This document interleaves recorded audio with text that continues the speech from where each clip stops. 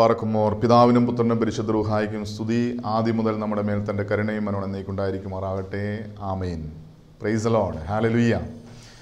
ദൈവ തിരുനാമത്തിന് മഹത്വം ഉണ്ടായിരിക്കട്ടെ. ദൈവത്തിൻ്റെ വലിയ കൃപയാൽ ദൈവത്തിൻ്റെ വചനത്തിൻ്റെ കീഴിലായിരിക്കാൻ സ്വർഗത്തിലെ ദൈവം നമുക്കൊരുക്കിയ നല്ല അവസരത്തിനായി ദൈവത്തെ മഹത്വപ്പെടുത്താം. അനുഗ്രഹം പ്രാപിക്കാൻ എന്ത് ചെയ്യണമെന്നാണ് നാം ചിന്തിക്കുന്നത്, ധ്യാനിക്കുന്നത്. കർത്താവിൻ്റെ വചനം പരിശോധിക്കുമ്പോൾ അനുഗ്രഹിക്കപ്പെടുവാൻ പല മുഖാന്തരങ്ങൾ ദൈവത്തിൻ്റെ വചനം വെളിപ്പെടുത്തുന്നുണ്ട്. അതിൽ ഒരു പട്ടികയാണ് ഭാഗ്യവാന്മാരുടെ പട്ടിക. ആരാണ് ഭാഗ്യവാൻ? ദൈവത്തിൻ്റെ വചനം പരിശോധിക്കുമ്പോൾ ദൈവത്താൽ അനുഗ്രഹിക്കപ്പെട്ട വ്യക്തികളെയാണ് ദൈവവചനത്തിൽ ഭാഗ്യവാന്മാർ എന്ന് വിശേഷിപ്പിക്കുന്നത്. അങ്ങനെയാണെങ്കിൽ വലിയൊരു ഭാഗ്യവാന്മാരുടെ പട്ടിക തന്നെ വിശുദ്ധ ഗ്രന്ഥത്തിൽ കർത്താവിൻ്റെ വചനം വെളിപ്പെടുന്നുണ്ട്. അതിൽ ഒന്നാമത്തെ ഭാഗ്യവാൻ കർത്താവിൻ്റെ വചനം ഇങ്ങനെ പറയുന്നു. സങ്കീർത്തനങ്ങളുടെ പുസ്തകം 1-ാം അധ്യായം 1-2 വാക്യങ്ങൾ. അവിടെ വചനം ഇങ്ങനെയാണ് പറയുന്നത്: ദുഷ്ടന്മാരുടെ ആലോചന പ്രകാരം നടക്കാതെയും പാപിയുടെ വഴിയിൽ നിൽക്കാതെയും പരിഹാസികളുടെ ഇരിപ്പിടങ്ങളിൽ ഇരിക്കാതെയും യഹോവയുടെ ന്യായപ്രമാണത്തിൽ സന്തോഷിച്ച് അവൻ്റെ ന്യായപ്രമാണത്തെ രാപ്പകൽ ധ്യാനിക്കുന്നവൻ ഭാഗ്യവാൻ. ആരാണ് ദൈവത്താൽ അനുഗ്രഹിക്കപ്പെട്ട വ്യക്തി എന്ന് ചോദിച്ചാൽ കർത്താവിൻ്റെ വചനം പറയുന്നു, ദൈവത്തിൻ്റെ വചനം, വിശുദ്ധ ഗ്രന്ഥത്തിൽ നിന്ന് ദൈവത്തിൻ്റെ വചനം രാപ്പകൽ ധ്യാനിക്കുന്ന ഒരു വ്യക്തി ഭാഗ്യവാനാണ് എന്ന് കർത്താവിൻ്റെ വചനം പറയുന്നു. അങ്ങനെ ഒരു ഭാഗ്യവാനായ ഒരു വ്യക്തിക്ക് ലഭിക്കുന്ന നേട്ടം എന്താണെന്ന് അതിൻ്റെ പിന്നത്തെ വാക്യത്തിൽ പറയുന്നുണ്ട്. അവൻ ആറ്റരികത്ത് നട്ടിരിക്കുന്നതും തക്കകാലത്ത് ഫലം കായ്ക്കുന്നതും ഇല വാടാത്തതുമായ വൃക്ഷം പോലെ ഇരിക്കും. അവൻ ചെയ്യുന്നതൊക്കെയും സാധിക്കും. ഒരു ഭാഗ്യവാന്റെ ലക്ഷണം കർത്താവിൻ്റെ വചനം പറയുന്നു, അവൻ ചെയ്യുന്നതൊക്കെയും സാധിക്കും. ഇന്ന് പലപ്പോഴും പല കാര്യങ്ങളും സാധിക്കാതെ, ജീവിതത്തിൽ പലതും സാധ്യമാകാതെ, ഞാൻ എന്ത് ചെയ്താലും എന്തോ ഒരു തടസ്സമാണെന്ന് പറയുന്ന വ്യക്തികളുടെ ജീവിതത്തിൽ അവരാഗ്രഹിക്കുന്ന പോലെ, അവർ പ്രവർത്തിക്കുന്ന പോലെ അവരുടെ ജീവിതത്തിൽ സംഭവിക്കണമെങ്കിൽ എന്ത് ചെയ്യണമെന്നാണ്? ഒരു മനുഷ്യൻ ആഗ്രഹിക്കുന്ന പോലെ അവൻ്റെ ജീവിതത്തിൽ സംഭവിക്കണമെങ്കിൽ, അതിന് തക്ക ഒരു ഭാഗ്യം ലഭിക്കണമെങ്കിൽ കർത്താവിൻ്റെ വചനം പറയുന്നു, ന്യായപ്രമാണം ധ്യാനിക്കണം. ന്യായപ്രമാണം ധ്യാനിക്കുന്ന ഒരു വ്യക്തിയെക്കുറിച്ച് കർത്താവിൻ്റെ വചനം പറയുന്നു, അവൻ ആറ്റരികത്ത് നട്ടതും തക്കകാലത്ത് ഫലം കായ്ക്കുന്നതും ഇല വാടാത്തതുമായ വൃക്ഷം പോലെ ഇരിക്കും. ആറ്റരികത്ത് നിൽക്കുന്ന വൃക്ഷത്തെക്കുറിച്ച് നമുക്കറിയാം. എപ്പോൾ വേണമെങ്കിലും എല്ലാ സമയവും യഥേഷ്ടം വെള്ളം കിട്ടുന്ന, അതിന് പുഷ്ടി ലഭിക്കുന്ന, അത് തക്കകാലത്ത് ഫലം കായ്ക്കുന്ന, ഇല വാടാത്തതുമായ, ഒരിക്കലും ഇല വാടാത്തതുമായ, ഉയർന്നു നിൽക്കുന്ന, തഴച്ചു നിൽക്കുന്ന ഒരു വടവൃക്ഷം പോലെ ആയിരിക്കും ഇങ്ങനെയുള്ളൊരു വ്യക്തി. ദൈവത്തിൻ്റെ കരങ്ങളാൽ, ദൈവത്താൽ അനുഗ്രഹിക്കപ്പെട്ടൊരു വ്യക്തി എങ്ങനെയായിരിക്കുമെന്ന് കർത്താവിൻ്റെ വചനം പറയുക. അവൻ പുഷ്ടിയുള്ളവനായിരിക്കും, അവൻ വാടാത്തവനായിരിക്കും, അവൻ്റെ മുന്നിൽ നീരുറവ അല്ലെങ്കിൽ നീർച്ചാലുകൾ ഒഴുകിക്കൊണ്ടിരിക്കും. ഒരിക്കലും അവന് അസാധ്യമെന്നൊരു കാര്യം അവൻ്റെ ജീവിതത്തിൽ ഉണ്ടാകുകയില്ല. വചനം പറയുന്നു, അവൻ ചെയ്യുന്നതൊക്കെയും, അവൻ ആഗ്രഹിക്കുന്നതൊക്കെയും സാധിക്കും. അങ്ങനെയാണെങ്കിൽ ഇങ്ങനൊരു ഭാഗ്യവാന്റെ ഗണത്തിൽ പെടുവാൻ, ദൈവത്താൽ അനുഗ്രഹിക്കപ്പെട്ടൊരു വ്യക്തിയായി തീരുവാൻ നമ്മൾ ചെയ്യേണ്ട ഒരു പ്രവൃത്തിയുണ്ട്. എന്താണ് കർത്താവിൻ്റെ വചനം പറയുന്നത്? ദൈവത്തിൻ്റെ ന്യായപ്രമാണത്തിൽ സന്തോഷിച്ച് രാവും പകലും അവൻ്റെ ന്യായപ്രമാണത്തെ ധ്യാനിക്കണം. അങ്ങനെയുള്ളൊരു വ്യക്തി ദൈവത്താൽ അനുഗ്രഹിക്കപ്പെട്ടൊരു വ്യക്തിയായിരിക്കും. നമ്മുടെ വ്യക്തിപരമായ ജീവിതം പരിശോധിക്കുമ്പോൾ ഇന്ന് എനിക്കൊരു അനുഗ്രഹമാണോ? ഞാൻ എൻ്റെ കുടുംബത്തിന്, തലമുറയ്ക്ക് ഒരു അനുഗ്രഹമാണോ? ഞാനുമായി ബന്ധപ്പെടുന്നവർക്ക് ഞാനൊരു അനുഗ്രഹമായി തീർന്നിട്ടുണ്ടോ? അതോ മറ്റുള്ളവർക്ക് വേദനയും ദുഃഖവും കണ്ണുനീരുമായി ജീവിക്കുന്നൊരു വ്യക്തിയാണോ ഞാനൊരു ഭാഗ്യവാൻ, ഞാനൊരു അനുഗ്രഹിക്കപ്പെട്ടവനെന്ന് ദൈവവചനത്തിന് മുമ്പാകെ നമുക്ക് സമ്മതിക്കാൻ സാധിക്കുന്നുണ്ടോ? ഇല്ലെങ്കിൽ അതിൻ്റെ കാരണം പരിശോധിക്കണം. ഇവിടെ 3 കാരണങ്ങൾ കർത്താവിൻ്റെ വചനം പറയുകയാണ്. ദുഷ്ടന്മാരുടെ ആലോചന പ്രകാരം നടക്കരുത്. ദുഷ്ടന്മാരുടെ ആലോചന പ്രകാരം നടക്കുന്ന ഒരുവൻ ഒരു ദുഷ്ടനായി മാറും. ഇന്ന് പലപ്പോഴും നമ്മുടെ ജീവിതത്തിൽ അനുഗ്രഹം ലഭിക്കാത്തതിൻ്റെ കാരണം കർത്താവിൻ്റെ വചനം പറയുന്നു, ദുഷ്ടന്മാരുടെ ആലോചന പ്രകാരം നടക്കുന്നുകൊണ്ടാണ്.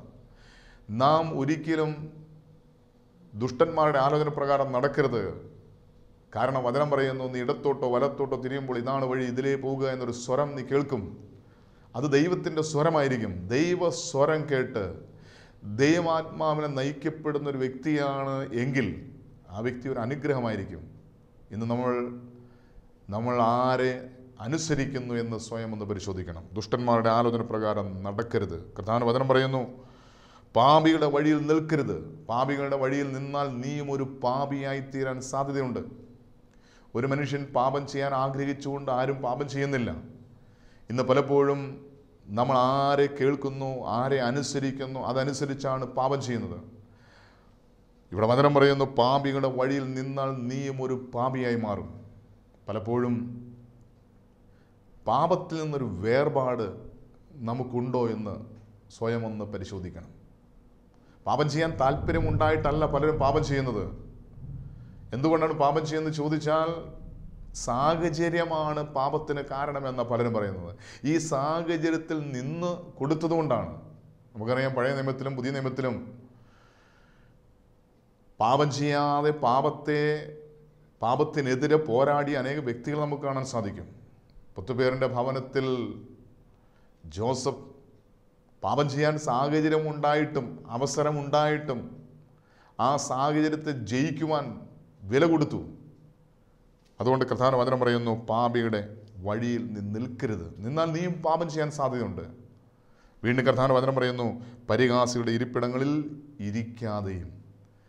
പരിഹാസിയുടെ ഇരിപ്പിടങ്ങളിൽ ഇരുന്നാൽ നീയും ഒരു പരിഹാസിയായി മാറും. നീ ഭോഷ്ക്ക് പറയുന്നവനായി മാറും. നീ ദൈവത്തിൻ്റെ സ്നേഹത്തിൽ നിന്ന് അകന്നു പോകാൻ കാരണമായി തീരും. നീ പാപം ചെയ്യാൻ കാരണമായി തീരും. ഇന്ന് പലപ്പോഴും നാം പറയും, നമ്മുടെ സാഹചര്യമാണ് നമ്മളെ പാപത്തിലേക്ക് നയിക്കുന്നത്. ഈ പാപ സാഹചര്യത്തിൽ നിന്ന് കൊടുക്കുന്നതുകൊണ്ടാണ് നാം പലപ്പോഴും പാപം ചെയ്യുന്നത്. അനുകൂലമായ സാഹചര്യമാണ് പാപം ചെയ്യാൻ കാരണമെങ്കിൽ ആ സാഹചര്യം ഓടിയകലണം. അതായത് ദൈവത്തിൻ്റെ വചനം പറയുന്നു, ഒരു വിശ്വാസിക്ക്, ഒരു ദൈവ പൈതലിന്, ഈ വചനം കേൾക്കുന്ന ദൈവം സ്നേഹിക്കുന്ന ഒരു വ്യക്തിക്ക് ഒരു വേർപാട് ജീവിതം ഉണ്ടായിരിക്കണം. പാപത്തിൽ നിന്നൊരു വേർപാടുണ്ടായിരിക്കണം. പാപത്തെ വേർപെട്ട് ജീവിക്കാനുള്ളൊരു ആഗ്രഹവും ഒരു ദാഹവും ഉള്ളിൻ്റെ ഉള്ളിലുണ്ടാകണം.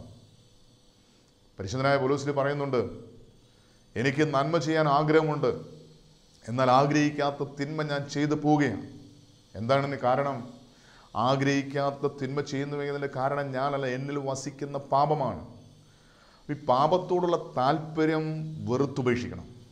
പാപ സാഹചര്യത്തെ വെറുത്തുപേക്ഷിക്കണം. പാപത്തിൽ നിന്നൊരു വേർപാട് നമുക്കുണ്ടായിരിക്കണം. ഒരു മനുഷ്യൻ അവൻ ജന്മനാൽ പാപി തന്നെയാണ്. ദാവീദ് നിലവിളിച്ചുകൊണ്ട് പറയുന്നുണ്ട്, ഞാൻ പാപത്തിൽ ഉരുവായി, പാപത്തിൽ എൻ്റെ അമ്മ എന്നെ ഗർഭം ധരിച്ചു. അപ്പോൾ ഒരു മനുഷ്യൻ പാപത്തിലാണ് ഈ ഭൂമിയിൽ ജനിക്കുന്നത്. ഈ പാപത്തിൻ്റെ സ്വാധീനം നമ്മിൽ ഉള്ളിടത്തോളം കാലം മനുഷ്യൻ പാപം ചെയ്യാൻ അവൻ്റെ ഉള്ളിൽ പാപത്തിൻ്റെ സ്വാധീനമുള്ളത് കൊണ്ട് ഈ പാപ സാഹചര്യങ്ങളിൽ നിന്ന് വേർപെട്ട് ജീവിക്കണം. നമുക്കറിയാം, ഒരു വള്ളം, ഒരു പടക് വെള്ളത്തിലൂടെയാണ് യാത്ര ചെയ്യുന്നത്. വെള്ളം കൂടാതെ ഒരു പടകിന് യാത്ര ചെയ്യാൻ സാധ്യമല്ല. എന്നാൽ ഈ പടകിൽ വെള്ളം കയറിയാലോ, ഈ വള്ളത്തിൽ വെള്ളം കയറിയാലോ വള്ളം മുങ്ങിപ്പോവും. പാപം നിറഞ്ഞ ഈ ലോക സാഹചര്യത്തിലൂടെ നാം യാത്ര ചെയ്യുമ്പോൾ പാപം നമ്മുടെ ഉള്ളിൻ്റെ ഉള്ളിൽ കടന്നു വരാതിരിക്കാൻ നാം പാപത്തെ ജയിക്കണം. പാപത്തോട് ഒരു വേർപാടുണ്ടായിരിക്കണം. ഇന്ന് പലപ്പോഴും പാപത്തെ വെറുത്തുപേക്ഷിക്കാൻ എല്ലാവർക്കും താല്പര്യമാണ്. എന്നാൽ പാപ സാഹചര്യങ്ങളെ വെറുത്തുപേക്ഷിക്കാൻ മനസ്സുണ്ടോ? പാപ സാഹചര്യങ്ങളെ വെറുത്തുപേക്ഷിക്കാൻ നമുക്ക് മനസ്സില്ലെങ്കിൽ നാം പാപം ചെയ്യാൻ കാരണമായി തീരും. അതുകൊണ്ട് കർത്താവിൻ്റെ മുന്നറിയിപ്പാണ്, നീ ദുഷ്ടന്മാരുടെ ആലോചന പ്രകാരം നടക്കരുത്. ഒരു ദുഷ്ടൻ്റെ ആലോചന പ്രകാരം നടന്നാൽ നീ ദുഷ്ടത ചെയ്യും. നമ്മൾ കഴിഞ്ഞ കാലങ്ങളിൽ പാപം ചെയ്യാനുണ്ടായ സാഹചര്യം നമ്മളൊന്ന് പരിശോധിക്കണം. മറ്റുള്ളവരുടെ പ്രലോഭനം മൂലം, പാപം ചെയ്യാനുണ്ടായ സാഹചര്യം മൂലം, മറ്റുള്ളവരുടെ നിർബന്ധം മൂലം നാം ഒരു പാപത്തിന് അടിമയായി തീർന്നുവെങ്കിൽ അതിൻ്റെ കാരണം നാം പാപ സാഹചര്യങ്ങളിൽ നിന്നുകൊടുത്തുകൊണ്ടാണ്. ആ ദുഷ്ടത പ്രവർത്തിക്കുന്ന വ്യക്തിയുടെ ആലോചന പ്രകാരം നിന്നുകൊടുത്തുകൊണ്ടാണ്. അതുകൊണ്ട് വേർപാട് നമുക്കുണ്ടായിരിക്കണം. ഒരു ദുഷ്ടനുമായിട്ട് നമുക്കൊരു കോംപ്രമൈസ്, ഒരു അനുരഞ്ജനം പാടില്ല. ഒരു വേർപാട് ആവശ്യമാണ്. വീണ്ടും പാപിയുടെ വഴിയിൽ നിന്നാൽ നീ പാപം ചെയ്യുമെന്ന് ഉള്ളതുകൊണ്ട് പാപിയുമായിട്ട് നിനക്കൊരു വേർപാടും, പാപിയുമായിട്ടുള്ളൊരു വേർപാടുമാണ്. കർത്താവിന്റെ വചനം പറയുന്നുണ്ട്, നിന്റെ സഹോദരൻ എന്ന് വിളിക്കപ്പെടുന്നവൻ മദ്യപനാണെന്ന് കണ്ടാൽ അവനോടുകൂടെ സംസർഗം പാടില്ല. എന്ന് വെച്ചാൽ സഹോദരന്മാരെ, സ്നേഹിതരെ ഉപേക്ഷിക്കണം എന്നല്ല. ആ സാഹചര്യത്തിൽ നിന്ന്, മദ്യപിക്കുന്ന സാഹചര്യത്തിൽ നിന്ന്, പാപം ചെയ്യുന്ന സാഹചര്യത്തിൽ നിന്ന് നീ ഓടി മാറണം. നീ അകന്നു നിൽക്കണം.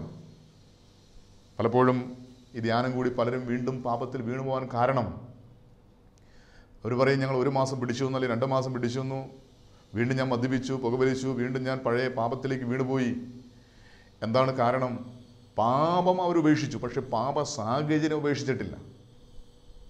പരിഹാസികളുടെ ഇരിപ്പിടങ്ങളിൽ ഇരിക്കുന്ന ഒരു വ്യക്തി പരിഹാസിയായി തീരാൻ സാധ്യതയുണ്ട്.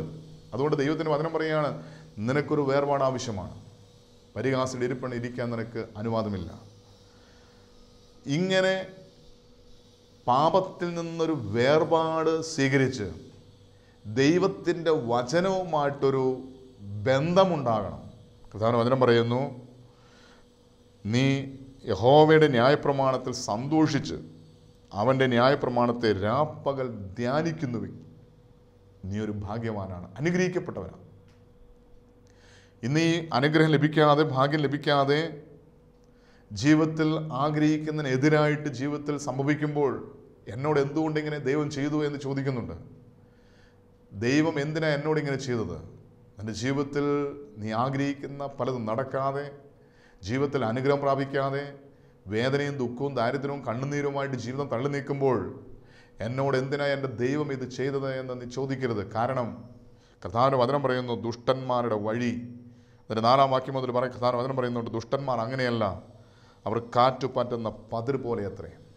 അതായത് ദുഷ്ടന്മാരുടെ ആലോചന പ്രകാരം നടക്കുന്ന, പാപിയുടെ വഴിയിൽ നിൽക്കുന്ന, പരിഹാസിയുടെ ഇരിപ്പിടങ്ങളിൽ ഇരിക്കുന്ന വ്യക്തിയെക്കുറിച്ച് കർത്താവിന്റെ വചനം പറയുകയാണ്, ആകയാൽ ദുഷ്ടന്മാർ ന്യായവിസ്താരത്തിലും പാപികൾ നീതിമാന്മാരുടെ സഭയിൽ നിവർന്നു നിൽക്കുകയില്ല.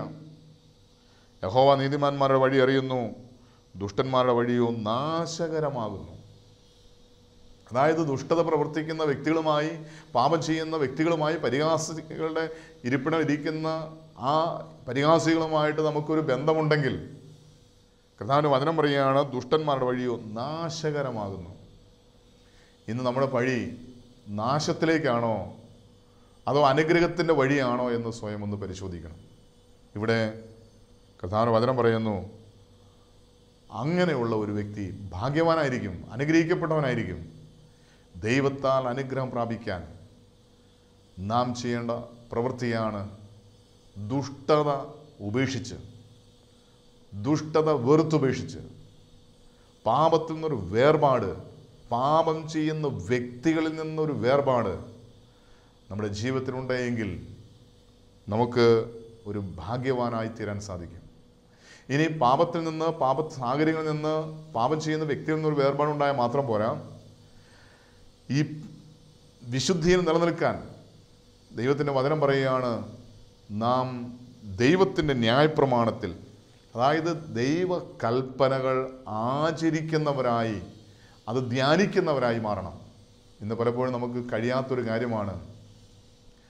പാപത്തോട് വലിയ താല്പര്യമൊന്നുമില്ല, അല്ലെങ്കിൽ പാപത്തിൽ നിന്നൊരു വേർപാട് നാം സ്വീകരിക്കുന്നുണ്ട്. പക്ഷേ ദൈവവചനം അനുസരിച്ച് നമുക്ക് ജീവിക്കാൻ സാധിക്കുന്നുണ്ടോ? ദൈവവചനം അനുസരിച്ച് ജീവിക്കണമെങ്കിൽ നാം ദൈവവചനം ധ്യാനിക്കണം, ദൈവവചനം വായിക്കണം. ദൈവവചനത്തെ കേട്ട് അനുസരിക്കുന്ന വ്യക്തിയാണ് അനുഗ്രഹിക്കപ്പെട്ട വ്യക്തി. കർത്താവിന്റെ വചനം പറയുന്നു, സങ്കീർത്തന പുസ്തകം 112-ാം സങ്കീർത്തനം അതിൻ്റെ 1-ാം വാക്യത്തിൽ കർത്താവിന്റെ വചനം പറയുന്നു, യഹോവയെ ഭയപ്പെട്ട് അവൻ്റെ കൽപ്പനകൾ ഇഷ്ടപ്പെടുന്ന മനുഷ്യൻ ഭാഗ്യവാനായിരിക്കും. വീണ്ടും ഭാഗ്യവാൻ ആരാണെന്ന് കർത്താവിന്റെ വചനം പഠിപ്പിക്കുകയാണ്. യഹോവയെ ഭയപ്പെട്ട് അവൻ്റെ കൽപ്പനകൾ ഇഷ്ടപ്പെടുന്ന വ്യക്തി ഒരു ഭാഗ്യവാനായിരിക്കും. ഇന്ന് പലപ്പോഴും നമുക്ക് ദൈവഭയമുണ്ടോ എന്ന് പരിശോധിക്കണമെങ്കിൽ ദൈവത്തിൻ്റെ നിയമവുമായിട്ട്, കൽപ്പനയുമായിട്ട്, ദൈവവചനവുമായിട്ട് എന്തുമാത്രം വ്യക്തിപരമായ ബന്ധമുണ്ട് എന്ന് സ്വയം ഒന്ന് പരിശോധിക്കണം. ദൈവത്തെ ഭയപ്പെടുന്ന വ്യക്തി ദൈവ കൽപ്പനകൾ അനുസരിക്കും. ഒരപ്പൻ മകനെ ഇഷ്ടപ്പെടുന്നുവെങ്കിൽ മകൻ പറയുന്ന കാര്യങ്ങളൊക്കെ അപ്പൻ ചെയ്തു കൊടുക്കും. ഇതുപോലെ തന്നെ ഒരു മകൻ അപ്പനെ ബഹുമാനിക്കുന്നുവെങ്കിൽ, സ്നേഹിക്കുന്നുവെങ്കിൽ അപ്പൻ പറയുന്ന ഏത് കാര്യങ്ങൾ അനുസരിക്കും. ഇവിടെ കർത്താവിന്റെ വചനം പറയുകയാണ്, ദൈവത്തെ ഭയപ്പെട്ട് ദൈവത്തെ അനുസരിക്കണമെങ്കിൽ, ദൈവകൽപ്പനകൾ ഇഷ്ടപ്പെടണമെങ്കിൽ ദൈവമായിട്ടൊരു വ്യക്തിപരമായ ബന്ധമുണ്ടാകണം.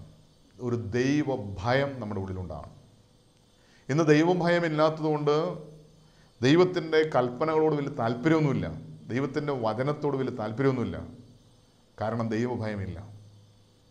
അതുകൊണ്ട് നമ്മുടെ വ്യക്തിപരമായ ജീവിതം ഒന്ന് പരിശോധിക്കാൻ നമ്മൾ ഈ സമയം വിനിയോജിക്കണം. വിശുദ്ധ ലൂക്കോസിൻ്റെ രക്ഷാസുവിശേഷം 11-ാം അധ്യായം അതിൻ്റെ 27-28 വാക്യങ്ങൾ പരിശോധിക്കുമ്പോൾ, കർത്താവായ യേശുക്രിസ്തുവിൻ്റെ പരശുശ്രൂഷ കാലത്ത്, കർത്താവ് തൻ്റെ വചന ശുശ്രൂഷ സമയത്ത് ഒരു സ്ത്രീ എഴുന്നേറ്റ് നിന്ന്, പുരുഷാരത്തിൽ നിന്നൊരു സ്ത്രീ ഉച്ചത്തിൽ അവനോട് വിളിച്ചു പറയുകയാണ്, നിന്നെ ചുമന്ന ഉദരവും നീ കുടിച്ച മുലകളും ഭാഗ്യമുള്ളവ എന്ന് പറഞ്ഞു. അപ്പോൾ കർത്താവായ യേശുക്രിസ്തു തിരിച്ചു പറയുന്ന മറുപടി എന്താണ്? അല്ല, ദൈവത്തിൻ്റെ വചനം കേട്ട് പ്രമാണിക്കുന്നവനത്രേ ഭാഗ്യവാൻ. ആരാണ് ഭാഗ്യവാനെന്ന് ഒരു സ്ത്രീ വിളിച്ചു പറയുകയാണ്. നിന്നെ ചുമന്ന ഉദരവും നീ കുടിച്ച മുലകളും ഭാഗ്യമുള്ളവ എന്ന്.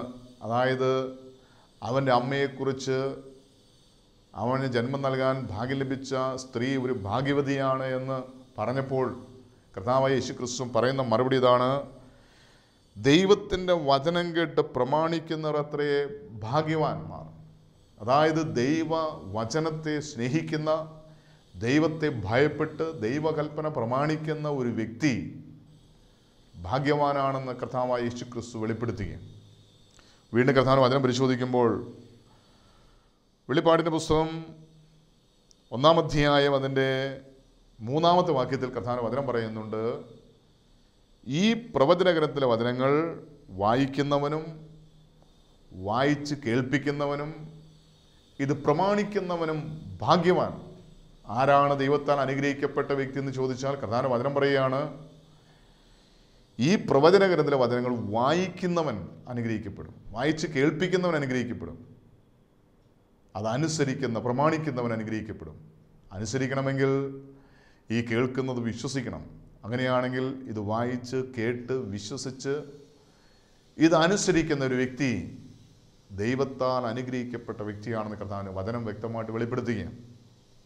വീണ്ടും വെളിപ്പാടിൻ്റെ പുസ്തകം അതിൻ്റെ 22-ാം അധ്യായം 7-ാം വാക്യത്തിൽ കർത്താവിന്റെ വചനം പറയുന്നു, ഈ പുസ്തകത്തിലെ പ്രവചനങ്ങൾ പ്രമാണിക്കുന്നവൻ ഭാഗ്യവാൻ. ഈ വിശുദ്ധ ഗ്രന്ഥം വായിച്ച് കേട്ട് അതിൽ വിശ്വസിച്ച് അനുസരിക്കുന്ന ഒരു വ്യക്തി അനുഗ്രഹിക്കപ്പെട്ടൊരു വ്യക്തിയാണെന്ന് കർത്താവിന്റെ വചനം വെളിപ്പെടുത്തുകയാണ്. നമ്മുടെ വ്യക്തിപരമായ ജീവിതം നമ്മളൊന്ന് പരിശോധിക്കണം. ഇന്ന് ദുഷ്ടത നിറഞ്ഞ, ദുഷ്ടത പറയുന്ന, ദുഷ്ടത പ്രവർത്തിക്കുന്ന വ്യക്തികളുമായിട്ടാണോ നമുക്ക് ബന്ധം? അതോ ദൈവത്തിൻ്റെ വചനവുമായിട്ടാണോ നമുക്ക് ബന്ധം? ലോകത്തെയും ലോകത്തിലുള്ളതിനെയും നിങ്ങൾ സ്നേഹിക്കരുത്. കാരണം ലോകത്തോടുള്ള സ്നേഹം ദൈവത്തോടുള്ള ശത്രുത്വമാണെന്ന് കർത്താവിന്റെ വചനം വ്യക്തമായിട്ട് വെളിപ്പെടുത്തി. ഇന്നൊരു മനുഷ്യൻ പാപത്തെ സ്നേഹിച്ച് ലോകത്തിൻ്റെ മോഹങ്ങൾക്ക് അടിമപ്പെട്ട് ജഡത്തിൻ്റെ അടിമ നുഖത്തിന് കീഴിൽ ജീവിക്കുമ്പോൾ, പിശാചിൻ്റെ അടിമ നുഖത്തിന് കീഴിൽ ജീവിക്കുമ്പോൾ തിരിച്ചറിയുക, നമ്മൾ പോകുന്ന വഴി നാശത്തിലേക്കാണ്. ആ വ്യക്തിയുടെ ജീവിതത്തിൽ ആ വ്യക്തി ആഗ്രഹിക്കുന്ന പോലൊരു വിശുദ്ധ ജീവൻ നയിക്കാൻ, ഒരു അനുഗ്രഹിക്കപ്പെട്ട ജീവൻ നയിക്കാൻ സാധിക്കുകയില്ല. കാരണം അവൻ്റെ അവസാനം നാശമാണെന്ന് കർത്താവിന്റെ വചനം വ്യക്തമായിട്ട് വെളിപ്പെടുത്തി. അങ്ങനെയാണെങ്കിൽ ഇന്ന് നാശത്തിൻ്റെ വഴിയിലൂടെ യാത്ര ചെയ്യുന്ന നാം ദൈവത്തിൻ്റെ വചനം ധ്യാനിച്ച്, ഈ വചനം വായിച്ച് കേട്ട് അതിൽ വിശ്വസിച്ച് അനുസരിച്ച് നമുക്ക് മറ്റുള്ളവർക്കൊരു അനുഗ്രഹമായി തീരുവാൻ നമുക്ക് സാധിക്കും. നമുക്കറിയാം, വിശുദ്ധ ഗ്രന്ഥം പരിശോധിച്ചാൽ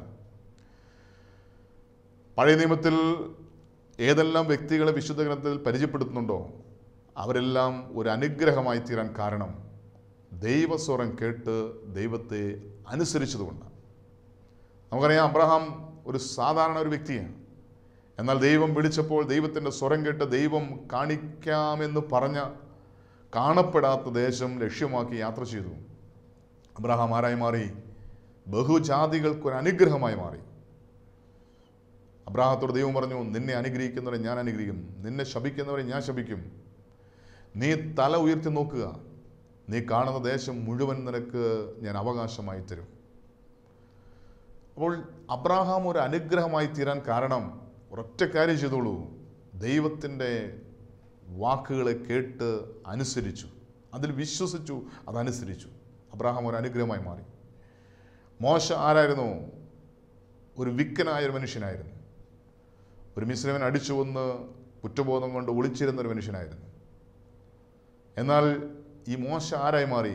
ദൈവം വിളിച്ചപ്പോൾ, ദൈവം പറയുന്ന വാക്കുകൾ കേട്ടപ്പോൾ, അനുസരിച്ചപ്പോൾ 600,000 ജനത്തെ നയിക്കാൻ തക്കവണ്ണ ഒരു നേതാവായി, ദൈവം ഒരു പ്രവാചകനായി ഈ മോശയെ ദൈവം ഒരനുഗ്രഹമാക്കി മാറ്റി.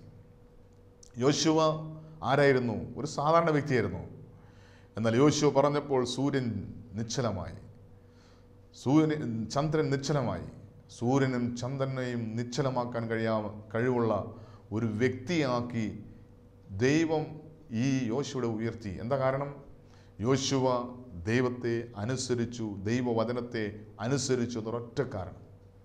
വീണ്ടും ഏലിയാവിനെ കുറിച്ച് കർത്താവിന്റെ വചനം പറയുന്നു, ഏലിയാവ് നമുക്ക് സ്വഭാവമുള്ള വ്യക്തിയാണ്. എന്നാൽ ഏലിയാവ് ആരായി മാറി?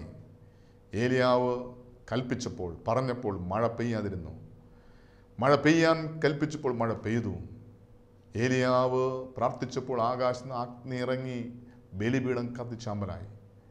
ഒരു സാധാരണ മനുഷ്യനാണ്, നമ്മെപ്പോലൊരു സമസ്വഭാവമുള്ള സാധാരണ വ്യക്തിയായി ഈ ഏലിയാവ് ഒരു അസാധാരണ വ്യക്തിയായി മാറാൻ കാരണം ഏലിയാവ് ദൈവത്തെ, ദൈവവചനത്തെ അനുസരിച്ചു എന്നൊരൊറ്റ കാരണം. ആരെല്ലാം ദൈവത്തെ, ദൈവവചനത്തെ അനുസരിച്ചിട്ടുണ്ട് അവരെല്ലാം ഒരു അനുഗ്രഹമായി മാറിയിട്ടുണ്ട്. പുതിയ നിയമത്തിൽ നമുക്കറിയാം, കർത്താവായ യേശുക്രിസ്തുവിനെ ആരെല്ലാം അനുസരിച്ചിട്ടുണ്ടോ അവരെല്ലാം ഒരു അനുഗ്രഹമായി മാറിയിട്ടുണ്ട്. എവിടെയെല്ലാം അത്ഭുതങ്ങളും അടയാളങ്ങളും സംഭവിച്ചിട്ടുണ്ടോ അതിന് കാരണം യേശുവിനെ അവർ അനുസരിച്ചു എന്നൊരൊറ്റ കാരണം കൊണ്ടാണ്. നമ്മുടെ വ്യക്തിപരമായ ജീവിതം പരിശോധിക്കുക. എനിക്കൊരു അനുഗ്രഹമായി മാറിയിട്ടുണ്ടോ? ഞാൻ മറ്റുള്ളവർക്കൊരു അനുഗ്രഹമായി തീർന്നിട്ടുണ്ടോ?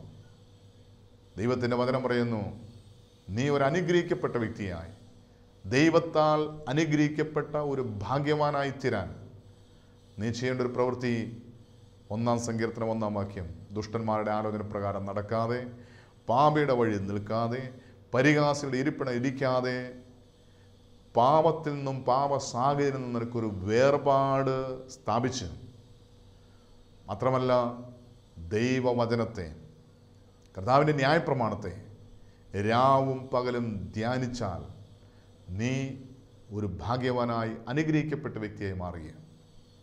അതുകൊണ്ട് നമുക്ക് നമ്മുടെ വ്യക്തിപരമായ ജീവിതത്തെ ദൈവകരങ്ങളെ സമർപ്പിച്ചുകൊണ്ട്, കർത്താവേ, എനിക്ക് മറ്റുള്ളവർക്കൊരു അനുഗ്രഹമായി തീരുവാൻ ഞാൻ എന്നെ തന്നെ നിൻ്റെ കരങ്ങളിൽ സമർപ്പിക്കും. ഇന്നു മുതൽ ദൈവവചനം ധ്യാനിച്ച് രാവും പകലും ദൈവവചനം ധ്യാനിച്ച് ദൈവത്താൽ അനുഗ്രഹിക്കപ്പെട്ട ഒരു വ്യക്തിയായി തീരുവാൻ ഞാനിതാ എന്നെ സമർപ്പിക്കുന്നു എന്ന് ദൈവസന്നിധിയിൽ നമ്മെ തന്നെ സമർപ്പിച്ചുകൊണ്ട് നമുക്ക് പ്രാർത്ഥിക്കാം. അനുഗ്രഹം പ്രാപിക്കാൻ, ഒരു ദൈവത്താൽ അനുഗ്രഹിക്കപ്പെട്ട ഒരു ഭാഗ്യവാനായി തീരുവാൻ നാം ചെയ്യേണ്ട ഒന്നാമത്തെ പ്രവൃത്തി വചനം അനുസരിക്കുക. നമുക്ക് പ്രാർത്ഥിക്കാം, കണ്ണുനടയ്ക്കാം.